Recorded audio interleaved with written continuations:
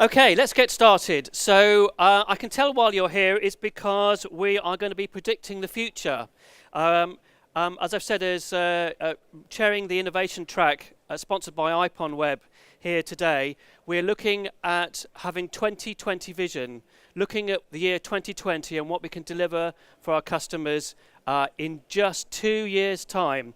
So joining me are our three panelists who are going to help me answer some questions on e-commerce 2020, and I'm going to get them to introduce ourselves, starting on my left. So my name is Paul Wilkinson, and I look after technology research and open innovation at Tesco Labs.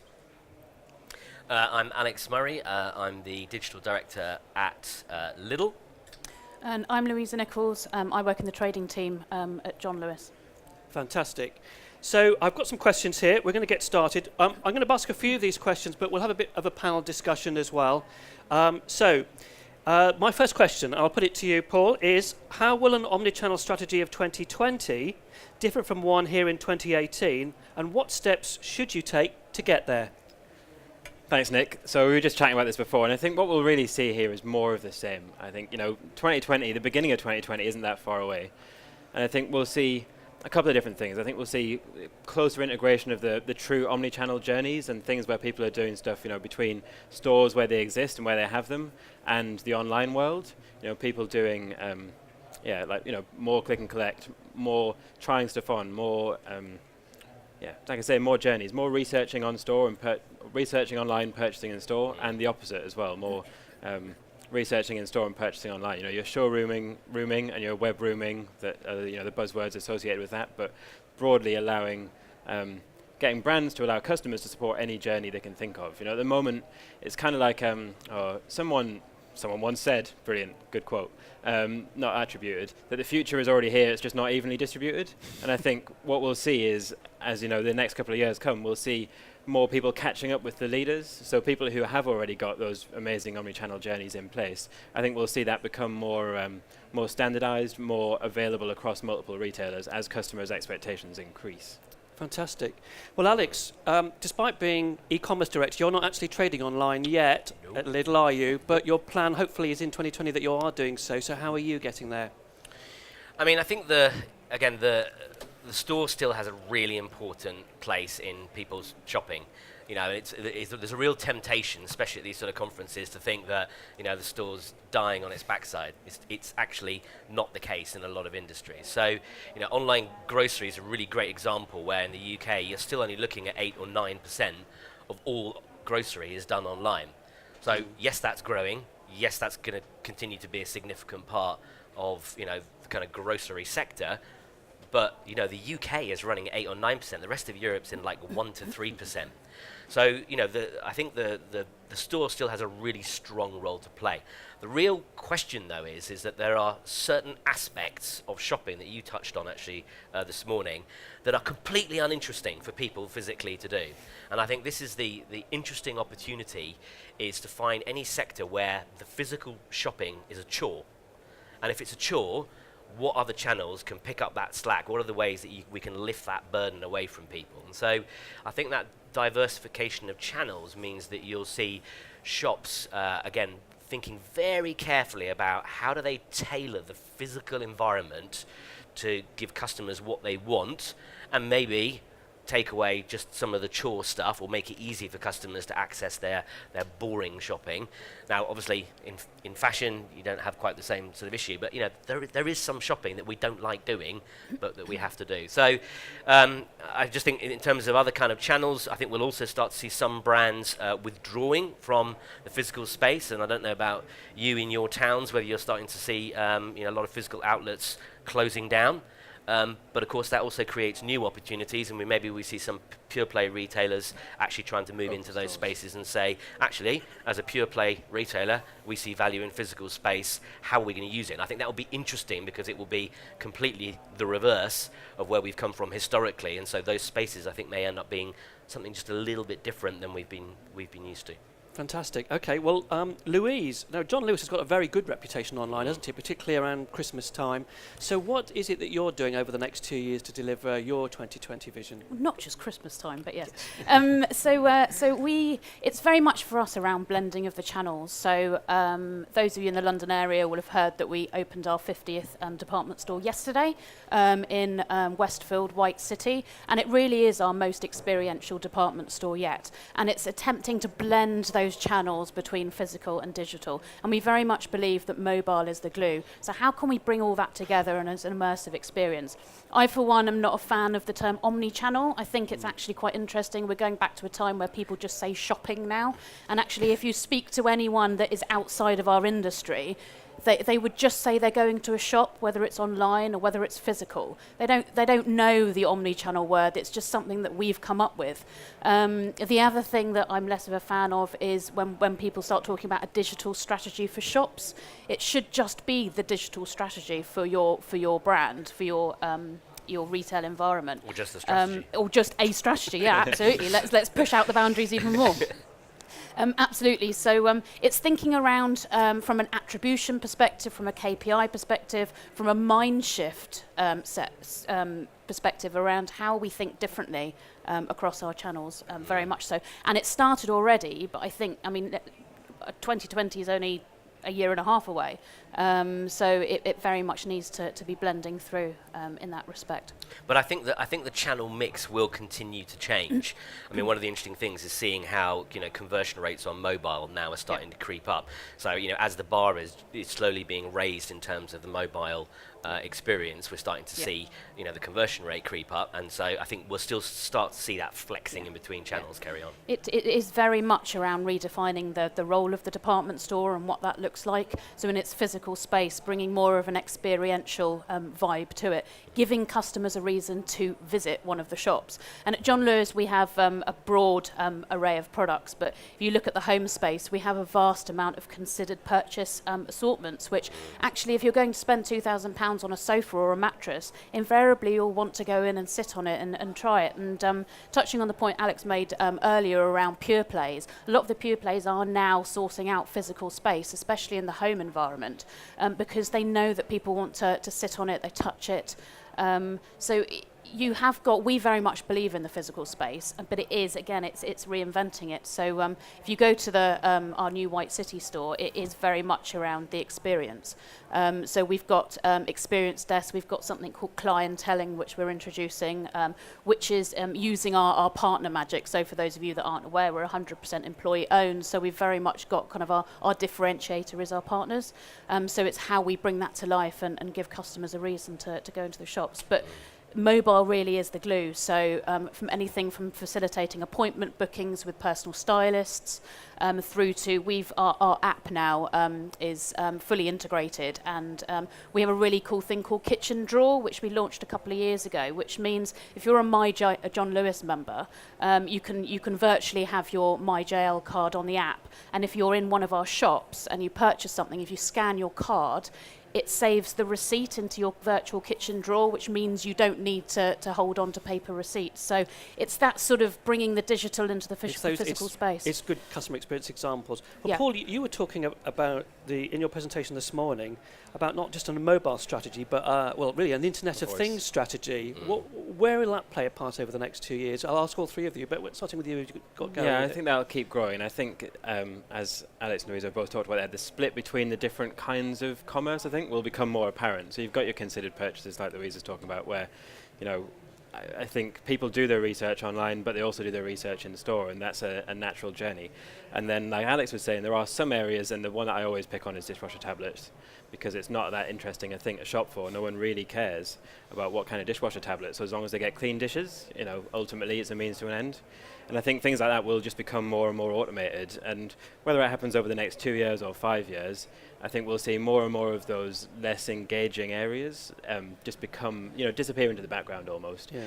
Some of it will start doing it through things like voice, like I was talking about this morning, just saying, put milk in my basket is enough to get you the right milk. So you don't need to do any more than that. And for some things like the dishwasher tablets, things you just expect to always have in stock, milk might even be one. But the smart fridge has been one of these poster childs of the Internet of Things, and you can go out and you can buy a fridge from Samsung, and it costs like £4,000, and it has a screen on the front, and it's not smart at all. But it's the poster child of IoT, and it will eventually. You can imagine a world where your fridge orders things for you, based on some clever tech in there. But we're nowhere near there yet. So Not even in the meantime, 2020? not even 2020. So in the meantime, I think voice, the mix of channels will grow and will change depending on what it is that people are shopping for. And I mean, I think voice will be a big part of that. And just to follow up on that, so what is Tesco doing to enable that kind of Internet of Things? Is it there's a technology changes? What's going on there? So I guess there's platform things. There's thinking of yourself as a platform. And some of the things that you might expect, marketplaces to do, is things like having APIs that are exposed to the public. So letting people access some of the information at Tesco easily, letting them interact with Tesco, and letting third parties build some of the bits that you might not want to, of their own accord. Take something like a recipe website, for instance. There's a whole load of specialist recipes and diets and all these things that our customers like. I don't know if you saw the spoon guru thing earlier. So we are providing first-party solutions to help that, But we're also providing ways of letting, if you're a recipe site, you can already get information on the calorie content of Tesco products from a Tesco service, and then you can use that to help people count calories, for example. Right. So there's all these ways that we can enable people to interact with a bigger sort of shopping ecosystem, and those are some of the changes that we'll see, I think, over the next couple of years as well. Letting people have a bit of the data, letting people in so that it provides benefit for everybody. Yeah. And so that ultimately, customers get what they want. They get that information at their fingertips. Okay, fantastic. I think one of the areas I think, particularly in grocery, where we haven't done a particularly great job, is giving consumers back their own data. So if you think about your eating habits and your preferences, so much of what we do, even around our food, is actually quite subconscious in terms of our shopping, our cooking, our changing habits in terms of what we eat and drink and when. But there's so much interesting data potentially that could be there from around a kind of lifestyle in terms of health. But at the moment, actually, as an industry, we don't do a very good job of not just making our data available to customers, but making customers' data available to them. Yeah. So, if I want to say, well, do I have a tendency to buy foods that are particularly high in saturated fat? Do I have a tendency to opt for high salt content? And could you maybe, always recommend me another option that's got a lower salt alternative? So I think, you're right, the Spoon Guru stuff this morning is really interesting. Is if people want to start to use their own data to advise themselves on their own choices, I think as retailers, whatever industry you're in, that could be a really interesting way, I think, to... And is this going to be part of your 2020 vision, looking at that when you launch grocery shopping? Well, it's a big ask. Getting up and running online would be a good start. I just think, as a principle, and we'll talk more about it later on, I'm sure. But the fact that there is so much of our data now just washing about with third parties, and yet other people seem to be more than happy to make use of it. Well, how much of that data actually do we have given back to us in a format that we can make real use of, or are we just to be the victims of marketing? Well, I think there's some really interesting analogies as well as retailers that we can look at currently in banking. So recently there's been this whole thing about the open banking regulations, and if you haven't read much on that, then I'd encourage you to find out a bit about it. But the idea that basically you could open up, and I'll just pluck banks from the thin air, you could open up your Barclays app and you could see your balance at NatWest, because they're going to the biggest 9 banks have to provide that interoperability of data. And if you think banking have done it first because it's not as competitive, people don't switch accounts often enough and so on. But I think that's been regulated, right? So the government have had to step in and say, we want to give this data to more people and let more people be more innovative with it. And we've got all these challenger banks at the moment as well, starting up, all using this same sort of data set. And I think that's a really interesting model to look at and think of, how is that going to impact retail? Because it might even be that retailers, especially ones with finance operations, could leverage some of that data themselves, could start making a play for that. But the enriched data that retailers have got, like Alex says, in terms of what people buy, also comes into there. Like the best dashboards I've seen in the past couple of years from a consumer point of view have been very much about the finance. It's like, how much do you spend in DIY shops versus how much do you spend in grocery shops, for example, because they can do that sort of granular level of data with their data. But what we haven't really got to, and the kitchen drawer is interesting as well from John Lewis, is there a platform going to emerge where you can keep all of your receipts, and then that platform knows about all the different things you have across everything at the item level, not just at the you spent this much in John Lewis level. And I think that makes it really interesting from that consumer data point of view. Obviously, it's been in the news this week, so you've got to be very careful when it comes to consumer data. But I think if you can provide genuine value for people, people will start handing over is the wrong word really, sharing that data with people. You know. Yeah. I think It's that trust and the transparency, GDPR conversation, I think, Yeah. will play into that. So what's that, You're right. 28th of May, I think that comes in. But I think there's a huge trend to outsource everything in your life. And it's how that plays then in the digital space. So yeah, the kitchen drawer is one example. But the Internet of Things is quite interesting because it's now becoming everything in our lives is connected, and it'll be even more so. So I challenge anyone in this room: if you go out and buy a TV today, probably 5 years ago you would have checked with the selling person whether it was connectable to the internet. Now you just take it for granted that it will be connected to the internet. So it's kind of at what point do things become the norm? But what we're also seeing very much so is tech is now part of fashion and it's part of homewares. So the Beats headphones really started to pioneer that, as in that is a piece of fashion now. It's wearable tech, it's out there, and we're starting to see more and more customers investing in tech rather than furniture and homewares. And as those two worlds blend as well, it will become even more so. It really will be intrinsic to our lives. But we opened up a smart hub in a couple of our stores last year just to bring to life. And actually the Samsung, not that we're plugging Samsung, but the Samsung fridge was there. And it is very early days, but you can really see that trend of outsourcing everything. And then back to your point around the retargeting. And you know, taking out the boring purchases and giving customers more opportunity to buy the sexy stuff is really key. Because our attention spans are zero now. We're now worse than fishes. Yeah. The goldfish's attention span is now better than ours, which is frightening. Yes. I know, and they've increased the length of a Twitter message. It takes so long It's to read. outrageous. And also with internet fridges, you could buy a really good fridge, a really fantastic laptop, and some no more nails, and you could actually glue the whole thing together. It would be far cheaper than those ridiculous. You're onto something. I'm going to talk a little bit now ask about marketplaces, which is something that's becoming very big recently. So how important will marketplaces be by 2020, and what steps should you take to react accordingly if you feel that they are indeed competition? Paul? Yeah, this is an interesting one, I think, because we've seen, obviously, there's a reasonable amount of growth in marketplaces in the long tail, you know, in the expanding the range and that sort of thing. I guess even at Tesco on Direct, we have a semi-marketplace environment where we've got a closed number of partners to enable a broader range on the platform. But I don't know whether it's the be-all and end-all, because, you know, it's sort of a weapon in your arsenal, I guess, to enable that extended range, to enable that long tail of choice for customers. But at the same time, there's all this stuff about like curation. You know, we're in a bit of a strange world at the moment where the internet is split in two sort of schools of thought. Are you in the curated school of thought where you only have one product, or you know, you might have a handful? Some of the mattress companies would be a good example of that recently. You know, you've got all these online mattress companies, which actually I think fit really interesting in what you said, Louisa, about do you want to sit on it or lie on it before you buy it? Because it's a considered purchase. They're trying to get rid of that with a 100-day free trial. But by the time you've got it there, can you really be bothered to send it back? I mean, we're British and we're quite polite. We're not a big fan of that, are we? Don't know what the returns rates are, so I'm no insider information here, I'm afraid. But sorry, I've just completely lost my train No, of that's thought. absolutely fine. Getting carried away.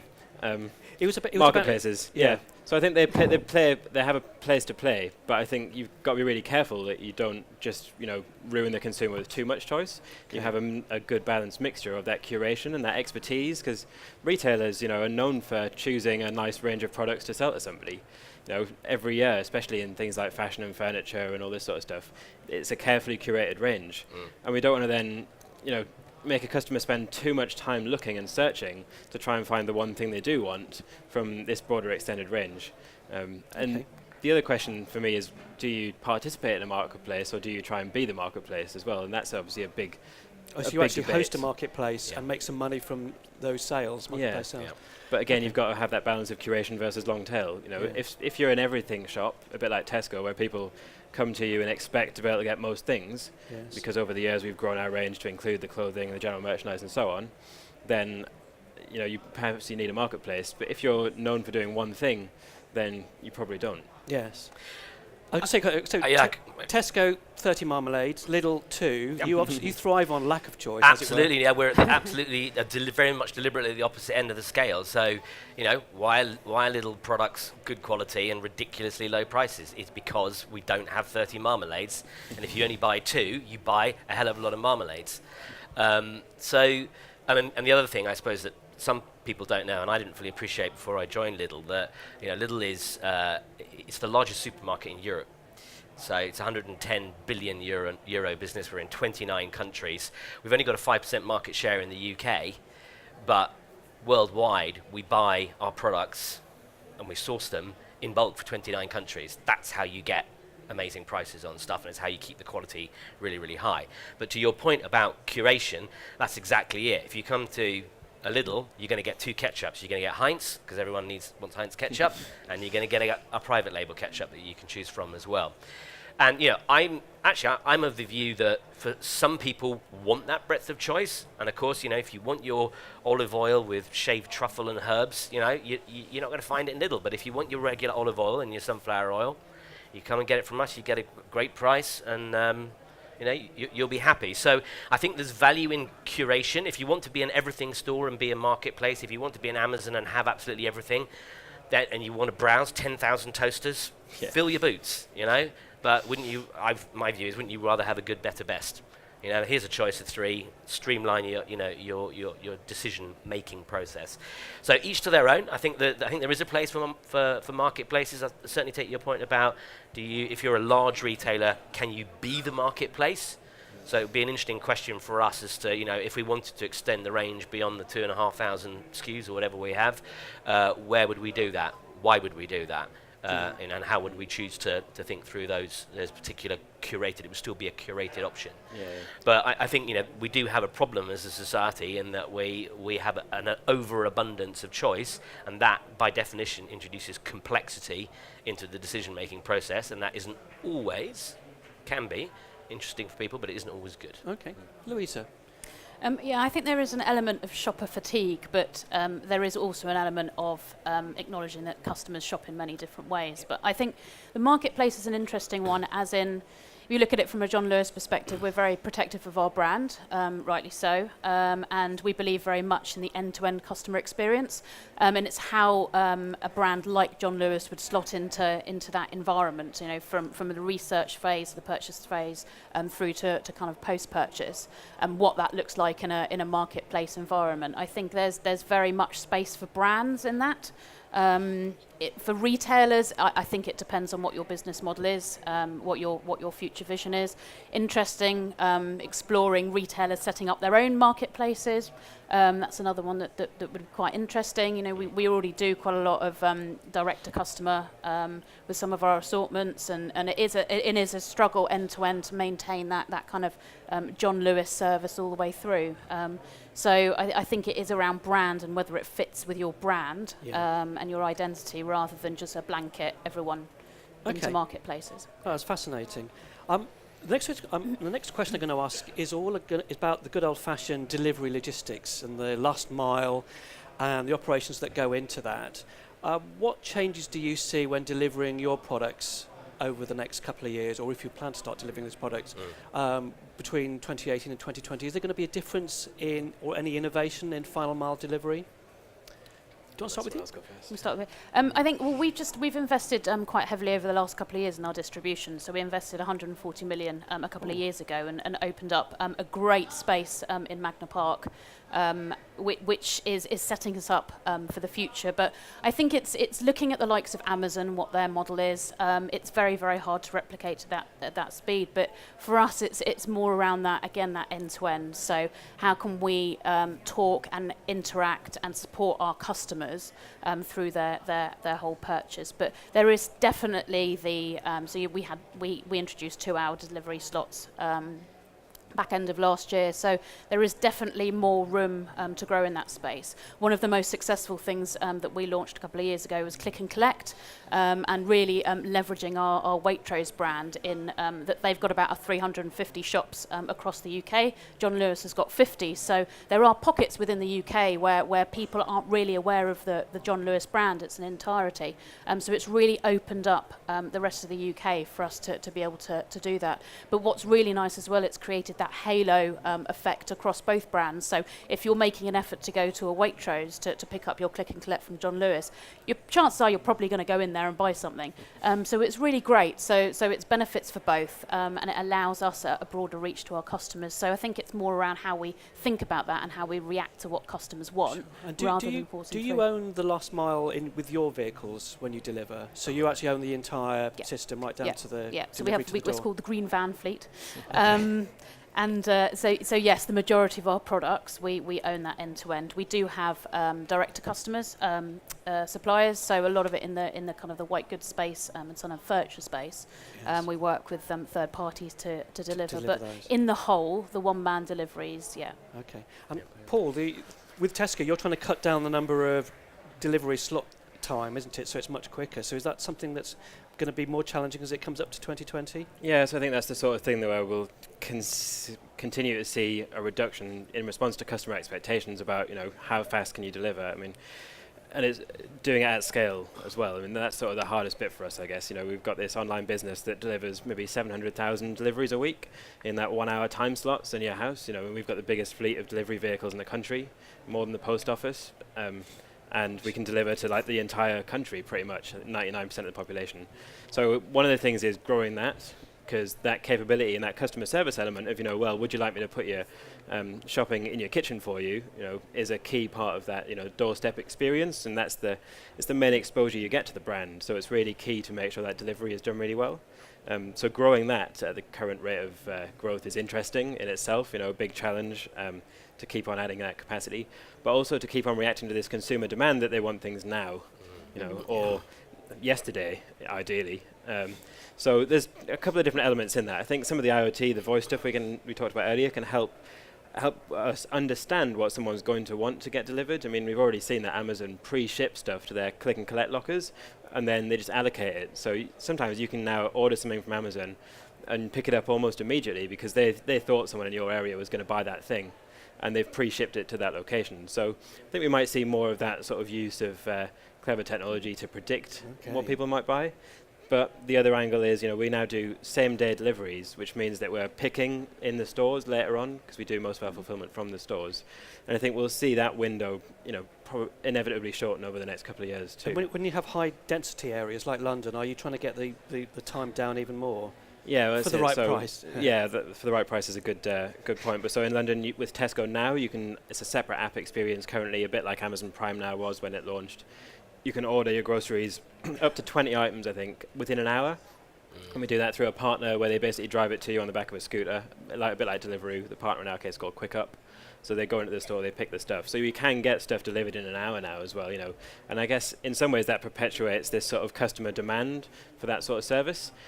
But through our scale, we can then bring that to lots more people through, the van fleet and this sort of thing. I think what we might see is things getting more reactive, and this is just me sort of guessing. So at the moment, we decide on our van routes at a particular point in time. And then if you went on the website and you wanted to order a couple of bits and pieces and we happen to have a van coming past you, then actually it might not be that difficult for us to pick those two things and send it on the van that was going to come past you anyway. But we only really want to offer that to you if it was convenient for us, if we don't have to go really far out of our way, because then it would get expensive. So if you can leverage that existing network and that existing capacity, I think you could start doing some really clever things. Yeah, I can imagine. And I know there's been some academic studies on even consolidation of delivery vans, and this is all theoretical at the moment. From a point of view, you might get DPD and Hermes and Parcel Force and the Post Office all delivering to one street in one day, but you could make the whole system more efficient if you aggregated at some point and only one van went to one street, and then that allows you to be more reactive and potentially to deliver in real time better as well. So a lot of possibilities in that space. That's fantastic. How much of them will happen in the next 2 years, I don't know. I think customers are trusting technology more that makes their lives simpler. So there's a couple of trials at the moment out there that various retailers are doing. There is the kind of deliver to my home and go into my home and leave my packages and then go. But there's also the deliver to boot, where I think it's Land Rover that's trialing it, where you have kind of a keypad on the boot, and it's kind of GPS tracked, and you order your products, it finds the car, it gives it a kind of a code, and then the delivery driver just puts the code in, pops it in your boot, and then leaves. So we're starting to see it more and more in the financial sector as well, the fintechs, the banks like Atom. People are very happy now that they are going to put their money into what is in effect a cloud. There's no physical place to go to talk to anyone at Atom. And where the kind of the legacy retailers are looking at this change and being disrupted in that industry. It's the same for the banking sector as well, and those fintechs coming in, because the older generations wouldn't dream of putting their money somewhere that you couldn't go physically and kind of talk to a bank manager. Yeah. And I say the older generations, even the older millennials probably wouldn't do that. But more and more people are adapting to it very quickly, and it's that case of, I'm quite lazy and want things done now, and actually I'm willing to take more of a risk than probably the older generations are. Okay, brilliant. Yeah. So Alex, Greenfield site, the world's your oyster for last mile delivery. What's your plans for 2020? Anything you want? So, I think it's probably fair to say, and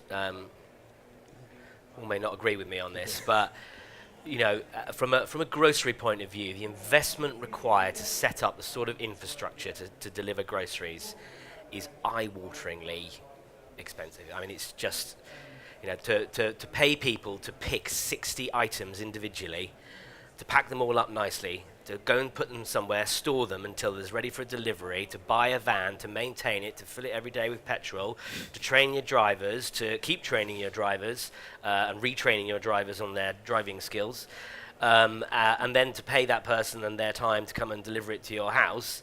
Let's put it this way, it's very expensive.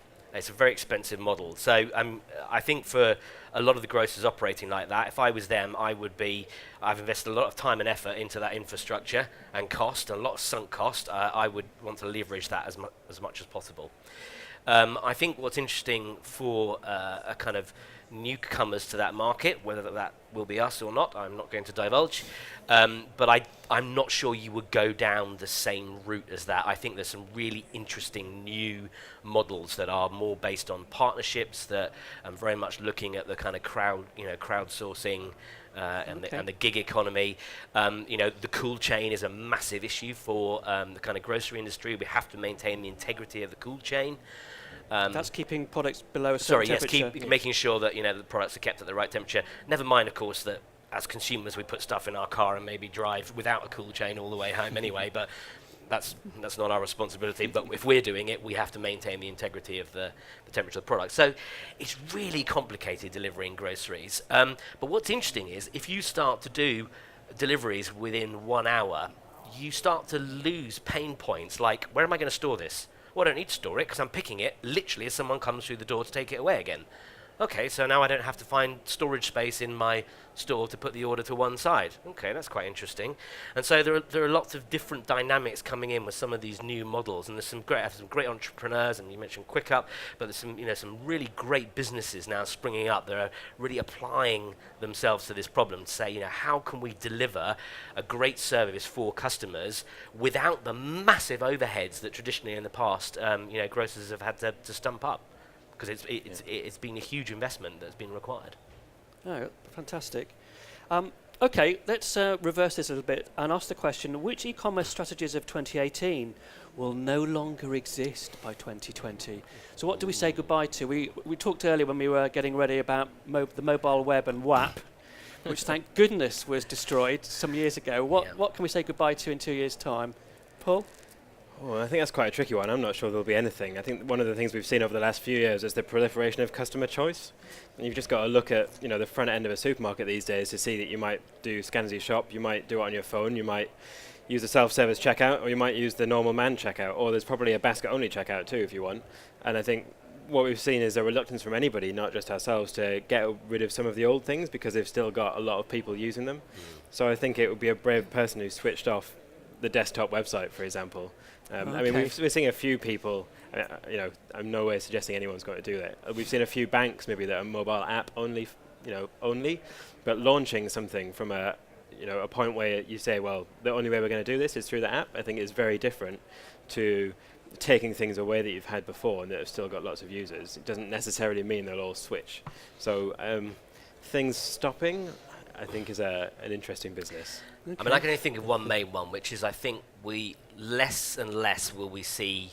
It kind of touches on what I just talked about, but kind of what I would call closed loop ecosystems, where effectively retailers maybe ring fence all of their kind of technology and their IP within sort of one system. So I think the consumers actually are forcing a degree of more open ecosystems, because what they want and the technologies that are available out there is not necessarily IP that retailers can own. And so I think these kind of partnerships and working together with, not necessarily with other retailers, but certainly with other technology firms in new ways, I think that may change. There probably aren't that many businesses who are truly kind of closed loop. We create everything, we do everything ourselves.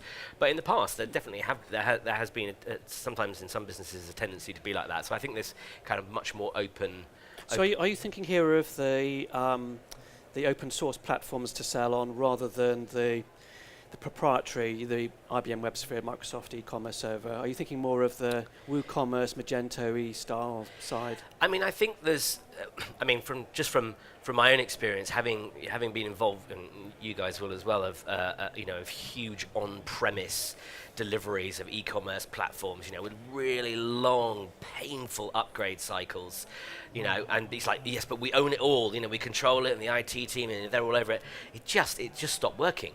And I mean, as an approach from an IT point of view, my observation is people just said, this isn't working. It's too slow, it's too expensive, it's too costly. Wouldn't it be better if we can partner with people actually who are taking that headache away from us? Yeah, and they're dealing with that, and they're being experts in that field, and they can leave us to do retail and take care of our customers instead of trying to be IT firms as well. Right, so you wouldn't think of Lidl becoming partly a technology company. You would leave that to people who know to do that, give them the data and get the transactions back from them. I love partnering with clever people, and there's just so much innovation. It feels like in the tech space, but and it does happen that that companies acquire, obviously, startups. If there's if this is a great startup you work with, and you think actually this is a great piece of IP, and we don't want to share it with the rest of the world, then businesses will often sort of buy those startups. But I think the days of just trying to do everything yourself or being very closed in terms of your approach, I think probably are numbered. Okay, well, for John Lewis, one thing I want John Lewis to start doing is open a store in Brighton, which you refuse to do at the moment. But what things are you not going to do in 2020? I think there's a couple of things. I think there's no longer going to be those discussions around desktop, mobile, app, etc. Everything will be responsive and designed for kind of the e-commerce space. So that's the one thing I think that will. So you're going to lose the desktop thick client app and make it responsive. So it will be web. responsive. So you'll be designing for one platform, and then it will respond to the screen size. So there's a lot of retailers out there that are doing that already, and certainly it's a push forward. It's far better from a productivity perspective. It's far better from a consistency across the channel perspective. So you're recommending don't build apps, build responsive websites that work really well on mobile. So build apps. So I'm talking kind of if you look across desktop, mobile, tablet. Don't build 3 different websites. Exactly. Build one. Have one that then Yeah. stretches across the different screen sizes, so you have that consistency of message and look and feel. But is there still the value of the binary, as I call it? I'm a bit technical now. The app you got from the Play Store or from the Apple App Store. Yes, Is there still a value in having that? Yeah, and I think it's thinking around what value that plays. Versus the mobile site. So is it more of a services element to some retailers? Certainly we look at it, we now have our famous tea and coffee vouchers on the app that everyone knows and loves. And obviously the My John Lewis card. It's a great way to engage our best customer set, because invariably the majority of our best customers download our app. We've got 2.3 million My John Lewis customers, and it allows us to target those. It also allows us to use those push notifications in a much more effective way, and start gathering data. So I think they're kind of going to be the main things. Great stuff. I'm going to ask a question which we'll answer very quickly, and my final then question will be, what should they do next when they go back to the office, either tomorrow or probably on Monday, actually after that party last night. So a very quick question about the B word, Brexit 2020. Any difference to your worlds as a result of Brexit that you know of? I think we just don't know yet. I mean, I think, I know we've specifically been talking about e-commerce, and obviously it might affect. There's a lot of things it might affect, but we just don't know how it's going to affect those things yet. So I think it's a really hard one to answer at the moment. Okay. We just need more clarity. Is the brief answer looking for? German old. We have a saying within the business which is uncertain times are discounter times, because uncertain times are discounter times. Okay. Yes. So what I mean by that is generally when people are uncertain about what the future holds, people become more conservative with their spending, and they're thinking about it's a subconscious thing where you rein in your spending in case something happens that you don't know about. So obviously when people are trying to save money, that's when they come to us. But in terms of Brexit, as I said, we're already operating in 29 countries. So I know that certainly as a global business, Lidl sees the UK as a very firm long-term prospect in terms of the kind of group. So we'll be around. Louisa, I don't see it any differently to wider retail. So I don't think Brexit will impact e-commerce more than it will impact shops. I think it's around the customer sentiment. It's around being able to weather that storm, but it's being able to react quickly with agility to things that are happening within the space. So I think Brexit is one thing, and that very much sits with the consumer spend, but also the rise in prices, inflation, etc., which kind of hits the buying teams around the prices that they can negotiate. So I think it's a wider piece definitely than just e-commerce. Great stuff. So my final question to the three of you is, what one thing should the people here in our audience take away and start doing in the office tomorrow to prepare for 2020 in internet retailing terms? We can file them out. Won't give a particular order. Paul? Not quite what we've been talking about, but one of my biggest messages on any of this sort of stuff normally is try stuff, see if it works for your customers, and if it does, double down on it. If it doesn't, stop it immediately. That's, it's I know it's quite a generic answer, but I still know so many people who don't do it, who don't just try it, see if it works, and then either make it better or turn it off, make it go away. That's my biggest message to any retailer, knowing what I know about retail. Speaking with an innovator's heart, Paul, I love that. No, I'd agree absolutely 100% with that. I think the other thing that I certainly like to do with my teams very much is just to do what-if modelling. So it's quite a fun game. You come up with, well, what if? So, what if 50% of our business drops out of our stores? What would we do as a business? What if we had a 25% increase in traffic to our website? Would we do anything different? It's like wargaming, is it? Within a bit like that. Okay, yeah. But what it allows you to do, I think, then, is it allows you to model out potential opportunities just by imagining what if. Okay. Obviously, you can go a bit crazy and sort of imagine the world, but for me, it's quite helpful. Well, what if all of our, and I'm going to talk on it next, but what if all of our customers decided they wanted to use Facebook Messenger as their favourite purchasing channel? What would we do about that? Okay. So for me, it's quite a useful game, especially as we all get very tied up in our kind of operational day-to-day jobs. Yep. To take that step back and just sort of say, and it helps you just not to get caught unawares. Because when you do get sort of, goodness knows what happens with, people's view on Facebook. But my Facebook feed at the moment this week is people just saying, "That's it, I'm leaving. I'm coming off the platform." It's like, if. What have you been posting? Driving them away. But what if something catastrophic happens? Within a vertical or within an industry that is literally game changing, and are you scrambling around, or have you got enough space? No, I think as a director, a bit of wargaming is really good. Yep. We're nearly out of time, so Louisa, what can should they do? Can I have two very quickly? Yes, you can. Yes, excellent. First one is fail fast. Don't be afraid to fail, but you need to fail fast, and you need to learn, and you need to pivot and be really agile. The second one is listen to customers. I know it sounds ridiculous, and you're all sitting there going, "Yeah, we do that." we really don't enough. Just listen to customers. There's so many conversations at the moment, especially in the fashion world, around returns. You know what? We're not going to turn the tide on that. People now shop in that way. They shop buying 3 dresses with the sole purpose of returning 2 of them. So how can you make that experience better for them? Stop trying to reduce them doing it, because it's just not going to happen. So it's that listen to the customer. Thank you very much. Alex, what are you going to talk about in 5 minutes' time after the break? Yeah, if you can, do stick around. I'm going to talk a little bit about why I think AI is extremely overhyped at the moment, but I'm also going to share a case study of our little wine chatbot that we launched very recently. So just give you a little insight into how we went about that. Fantastic. Do stick around if you can. Ladies and gentlemen, Paul Wilkinson, Alex Murray and Louisa Nichols.